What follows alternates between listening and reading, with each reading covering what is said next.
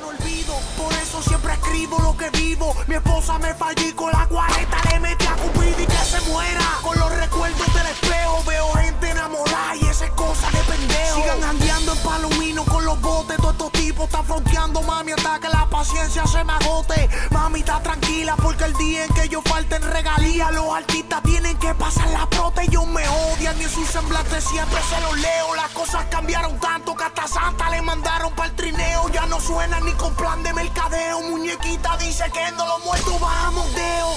Atentamente, Kendo Ustedes saben Dino. de lo que yo soy capaz, lo que pasa es que parece como la puta no sueltan los likes. Somos 30 dando polvo y 20 dentro del endai. Mira lata, la calle me suple de la bata. Por eso ando un falle, por ahí matando ratas. Con un R, volándole los gorros a los vaqueros. Tú eres gatillero, si yo sé cabrón de los letreros. Suenan mal, tratando de gritarme pa' frontear. Quieren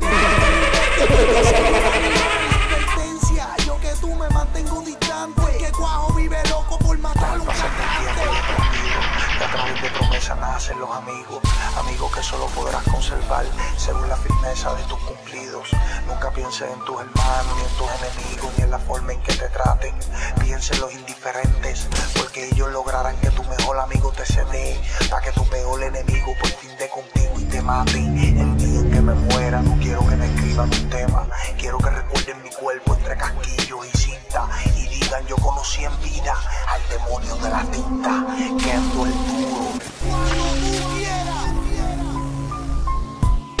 Heridas de un corazón roto.